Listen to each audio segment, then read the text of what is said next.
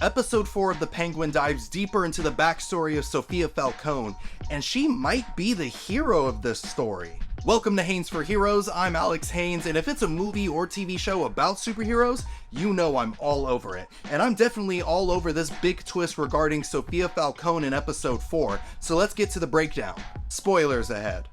To say that Sofia Falcone is the hero of this story isn't entirely accurate, but for a mob series, and considering what we learn about Sofia in this episode, you'll definitely be rooting for her. Episode 4 picks up right where the last episode left off, where the Maronis confront Sofia and Oz, and it's there where Sofia learns that Oz has not only been scheming with the Maronis, but he's also the one that murdered Alberto. Sofia is then injured when Victor crashes the car into the Maronis and then drives off with Oz, so she has no choice but to call her therapist Julian Rush for help before she falls unconscious. Which then takes us to a nice flashback journey.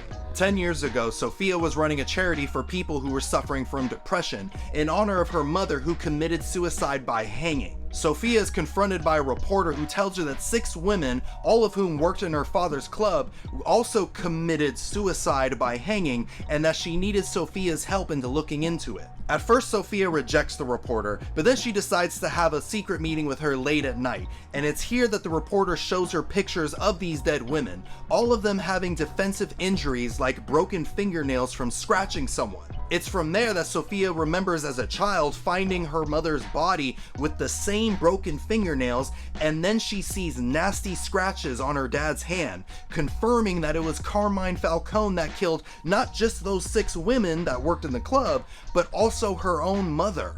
So Sofia was never really the Hangman killer at all, it was all Carmine Falcone. Which honestly I should have realized was the case because Carmine killed a woman the exact same way back in the Batman movie. Oz then snitches on Sofia to her father, and Carmine has the family write affidavits stating that Sofia was mentally ill after the suicide of her mother, and that she was the one responsible for all those murdered women, including the reporter that Sofia was helping. She was then falsely committed to Arkham, branded as a serial killer, and then physically and mentally tortured for 10 years. During this time, the doctors and the Falcones were trying to manipulate Sofia into believing that she was actually a serial killer, but unfortunately for them, they instead made her into a problem.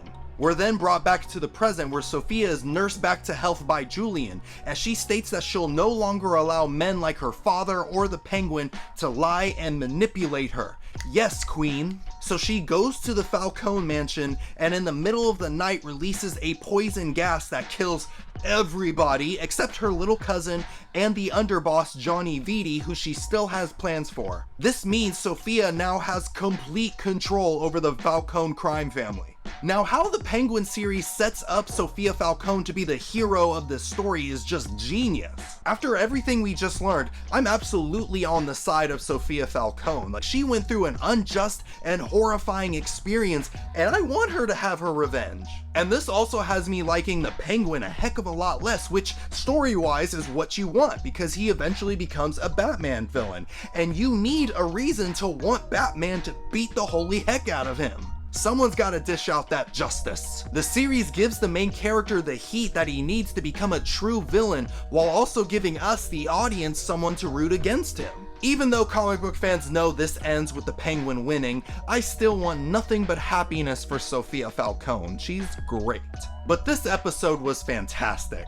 I'm not usually a fan of flashbacks, but this was done brilliantly because it adds more depth and intrigue to the story, and it gives me a greater appreciation for the acting of Kristen Milioti, because she's just incredible. So I'm gonna give episode 4 of The Penguin a 4 out of 5 penguins.